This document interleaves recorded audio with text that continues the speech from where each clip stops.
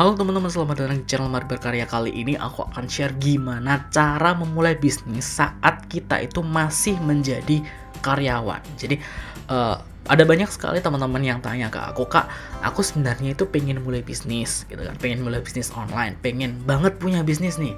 Tapi sekarang aku kan masih kerja gitu kan, masih jadi karyawan atau jadi apa kayak gitu di sebuah perusahaan kayak gitu.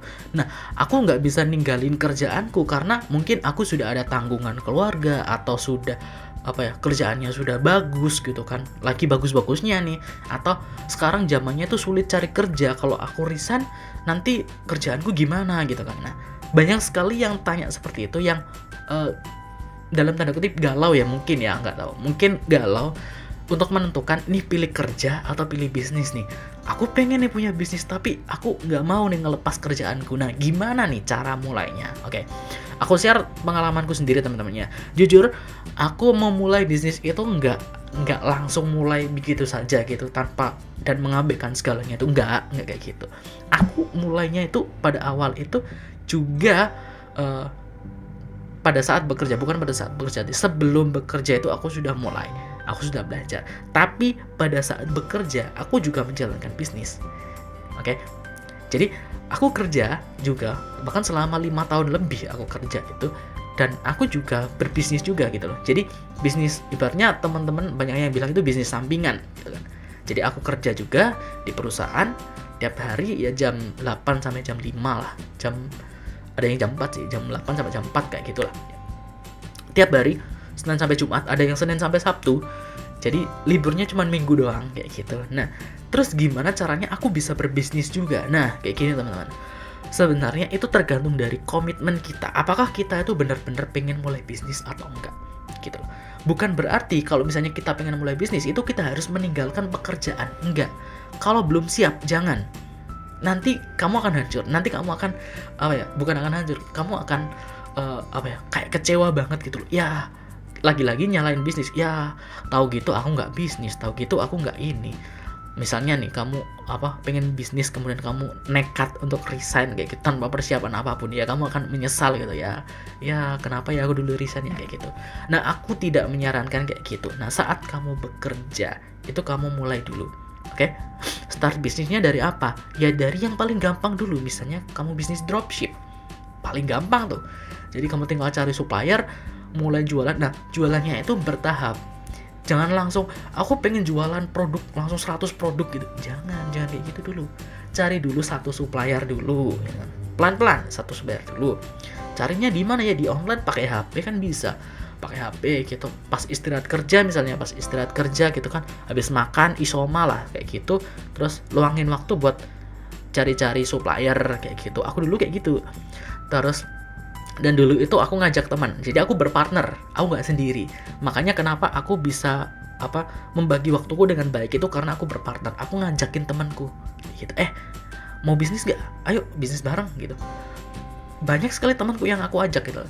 Jadi ngajak satu orang, ngajak ini, dan aku prefernya itu dulu itu ngajak cewek. Kenapa? Karena aku cowok gitu. Aku cowok yang jujur untuk rajin itu aku susah kayak gitu. Jadi agak gimana gitu kalau misalnya. Tapi kalau misalnya cewek itu biasanya itu mostly atau kebanyakan itu dia rajin, pencatatannya rapi, kemudian terjadwal kayak gitu. Nah, aku pribadi yang nggak kayak gitu. Aku nggak terjadwal. Jadi aku butuh seseorang yang bisa ibaratnya teliti kayak gitu. Nah, waktu itu aku ya taunya yang lebih teliti ya cewek kayak gitu. Makanya aku banyak ngajakin cewek untuk itu. Dan produk-produk yang aku jual pun itu rata-rata produk cewek.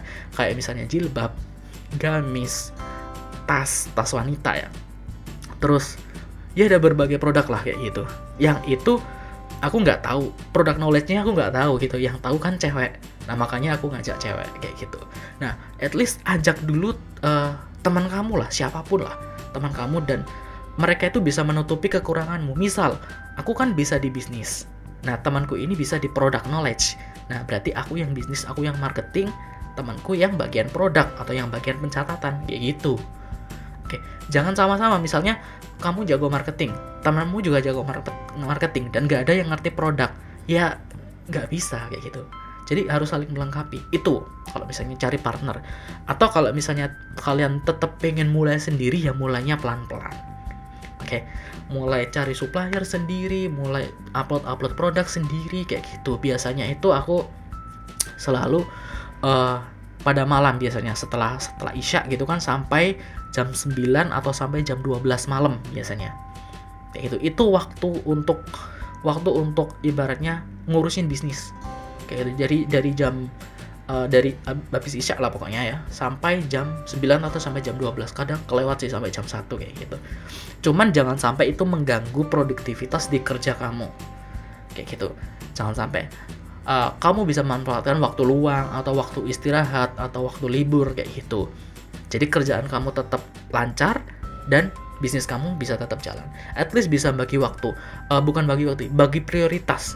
Bagi prioritas. Karena kebanyakan dari teman-teman biasanya kan habis kerja biasanya kan nongkrong kayak gitu kan, atau jalan-jalan atau kemana kayak gitu. Itu tahan dulu. Oke? Teman-teman tahan dulu. Coba pelajari bisnis online. Coba belajar katakanlah cara handle customer, belajar cari produk yang bagus, kemudian belajar digital marketing, belajar caranya bikin konten, belajar cara atau komunikasi dengan supplier kayak gitu. Nah, terus ada juga yang nanya kayak gini. Ini sekalian menjawab pertanyaan teman-teman ya.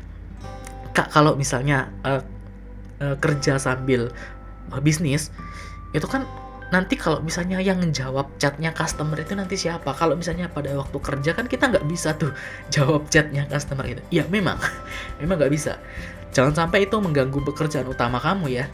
Ya nggak apa-apa, nggak masalah. Dimarahin customer ya nggak masalah. Jujur, waktu aku dulu itu aku malah biar aku dimarahin customer gitu, biar aku terbiasa dicaci maki, biar kayak dulu tuh udah banyak customer yang marah. Bahkan ada customer yang sampai mau ya marah banget sampai kayak menuduh aku ini penipu dan sebagainya, karena ya itu responku lama dan sebagainya. Ya nggak masalah, karena ya mau gimana lagi, kalau misalnya memang kita ada waktu luang ya kita balas, tapi kalau enggak ya prioritas utamanya ya masih di pekerjaan kita gitu loh.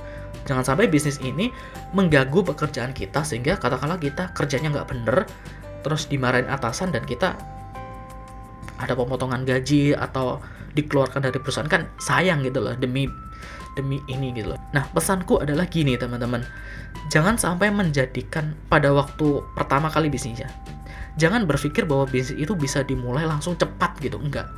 Kalian tetap harus prioritaskan, misalnya nih teman-teman penghasilan utamanya itu dari pekerjaan, ya prioritasin pekerjaan itu. Nah, bisnisnya itu ya belajar pelan-pelan gitu, belajar pelan-pelan, dan teman-teman juga harus mempersiapkan atau merencanakan. Misal teman-teman pengen katakanlah full di bisnis katakanlah 1 tahun kayak gitu. Nah, teman-teman harus bisa menyiapkan atau menabung, pokoknya menyiapkan ya dana darurat saat teman-teman sudah tidak bekerja lagi selama 1 tahun. Misal gaji teman-teman katakanlah di perusahaan itu katakanlah 5 juta. Katakanlah nih ya, 5 juta. Nah, saat teman-teman resign dan pengen fokus 100% ke bisnis, teman-teman harus siapkan dana cadangan 5 juta per bulan. Berarti kalau 1 tahun itu berarti 5 kali 12. 5 kali 12 itu sekitar 50 ditambah 10, 60 jutaan ya. Berarti teman-teman harus siap 60 jutaan. Kayak gitu, setahun atau 6 bulan deh, berarti berapa itu? 30 jutaan, at least kayak gitu ya, 30 jutaan. Jadi teman-teman harus siap dana darurat itu saat kalau misalnya teman-teman keluar dari pekerjaan, teman-teman sudah ada dana backup gitu. Jadi bisnis teman-teman bisa fokus 100% ke bisnis tapi tidak melupakan kebutuhan sehari-hari. Misalnya teman-teman katakanlah sudah punya anak, atau teman-teman sudah istilahnya kayak sudah nyaman nih di pekerjaan atau sudah terbiasa nih dengan gaji segitu. Nah, teman-teman nggak kaget. Biasanya kesalahannya teman-teman itu biasanya gini, ada banyak teman-teman yang kesalahannya gini, nggak tahu apa-apa, nggak punya rencana, nggak punya dana backup, tiba-tiba langsung resign, semangatnya tinggi banget untuk buka usaha. Nah, pada saat buka usaha, dia itu kayak pada saat buka usaha, menjalankan usahanya di bulan pertama, dia pikirannya itu terbagi antara memenuhi kebutuhan sehari-hari dengan memenuhi kebutuhan usahanya gitu. Dan akhirnya ya dia nggak bisa fokus 100% ke usahanya dan sebagian besar jatuh gitu. Kenapa? Karena nggak terbiasa gitu loh. Dari yang karyawan yang gajinya katakanlah tetap segitu-segitu gitu kan, tetap, kemudian pemasukannya dipotong jebret kayak gitu, dan dia akan kaget gitu loh. Kaget, sebelumnya dapat untuk memenuhi kebutuhan sehari-hari tiba-tiba dipotong, ya dia akan kaget gimana bayar hutangnya, bayar cicilannya, gimana untuk makannya, gimana untuk transportasi atau kebutuhan lain, listrik dan sebagainya. Nah, itulah yang membuat banyak sekali orang yang apa ya istilahnya kayak takut gitu loh. Bisnis itu takut merusak pekerjaan utamanya dia, padahal nggak seperti itu teman-teman. Jadi bisnis itu adalah proses, bukan berarti kita langsung buka bisnis langsung gede gitu, enggak kayak gitu. Makanya aku selalu sarankan buat teman-teman kalau buka bisnis itu mulai dari yang kecil-kecil dulu, dropship dulu. Oke, dropship dulu itu kan tanpa modal. Nah, teman-teman belajar bisnis itu kayak gimana, kemudian cara menghadapi customer kayak gimana, kayak gitu. Nah, setelah teman-teman bisa, baru teman-teman merencanakan. Oke, merencanakan nih, oh, pokoknya nanti kalau misalnya aku fokus 100% atau aku resign katakanlah, aku sudah punya rencana katakanlah 1 tahun itu ngapain aja, terus ngumpulin modal juga. Modal ini beda dengan dana darurat teman-teman ya. Dana darurat yang aku sebutkan tadi ya, misalnya gaji kita 5 juta, kita punya dana darurat sampai 6 bulan, berarti kita butuh 30 juta. Oke, itu di 30 juta itu di luar dari biaya bisnis kita atau modal bisnis kita, beda.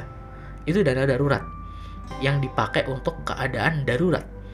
Jadi misalnya katakanlah untuk makan atau untuk apa, kan sebelumnya dapat gaji, karena nggak dapat gaji ya kita pakai dana itu beda dengan modal bisnis. Modal bisnis ada lagi gitu loh, ngumpulinnya ada lagi kayak gitu. Jadi saranku buat teman-teman, yang pertama kalau misalnya teman-teman masih kerja, fokus 100% di kerjanya dulu. Bukan 100%, ya fokus di kerjanya dulu saat jam kerja. Di luar jam kerja, teman-teman belajar, bukan membuka bisnis ya, belajar bikin bisnis, belajar bikin apa ya, bisnis plan misalnya, belajar komunikasi ke customer, belajar cara digital marketing dan sebagainya. Kalau nggak kuat, ajak temen. Kayak gitu. Kalau aku dulu kayak gitu, ajak temen. Nah, dari situ tuh belajar dulu itu aku sekitar 5 tahun aku kayak gitu. Jadi nggak instan teman-teman. 5 tahun aku kayak gitu. Kayak apa ya? Ya kerjaan juga, bisnis juga kayak gitu. Belajar sampai akhirnya aku memahami, oh bisnis online itu seperti ini. Aku terbiasa. Oh, cara menghadapi customer itu kayak gini. Oh, cara cari supplier itu kayak gini. Oh, cara bikin konten marketing itu kayak gini. Oh, ini cara ini nggak bisa. Oh, cara ini bisa kayak gitu. Terbiasa. Mentalnya sudah terbiasa, sudah terlatih dari awal. Nah, setelah sudah terlatih dari awal, barulah aku bikin rencana. Gak langsung resign, tapi bikin rencana. Bikin rencana dulu, kemudian bikin backup plan dulu. Nah, setelah itu rencana sudah, modal sudah, backup plan sudah, setelah itu baru memutuskan untuk resign gitu. Dan rencana pun aku nggak cuma satu, aku punya 3 rencana selalu.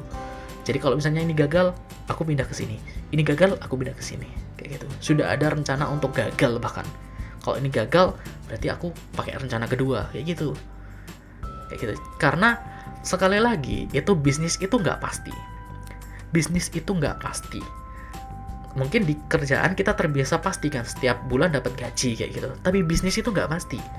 Bisnis itu bisa naik cepat, bisa turun cepat juga kayak gitu. Nah, enaknya adalah kalau bisnis itu kan bisa naik cepat. Terkadang kita mikirnya kan kalau bisnis itu kalau misalnya rugi nanti gimana. Nah, kalau misalnya rugi, gagal nanti gimana. Makanya punya 3 plan aku, 3 rencana. Kalau gagal atau rugi, ya pakai rencana kedua kayak gitu. Rencana 2 gagal, pakai rencana ketiga kayak gitu. Nah, kalau misalnya naik, ya udah, berarti kita untung kayak gitu.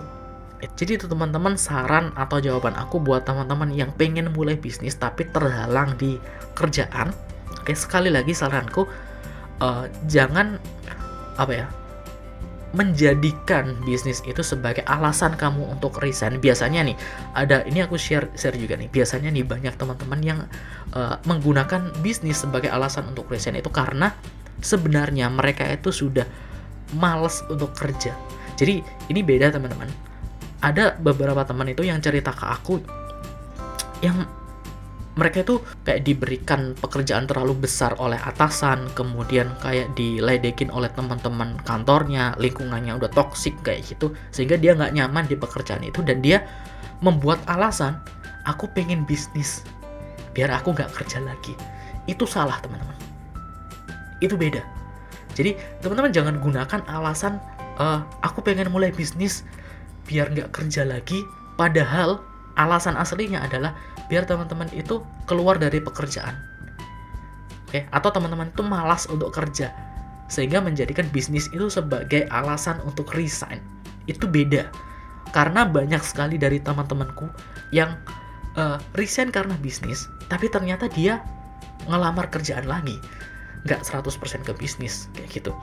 Jadi dia bilang ke HRD-nya atau ke atasannya, Pak, aku pengen mulai bisnis, aku pengen resign dari kantor ini gitu.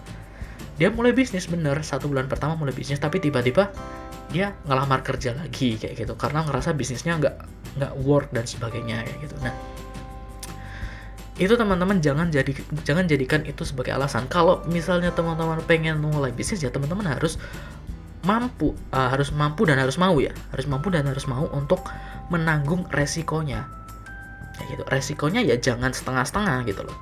Kalau misalnya memang serius ya jangan setengah-setengah. Kalau misalnya pengen resign ya pengen resign, tapi harus dengan rencana.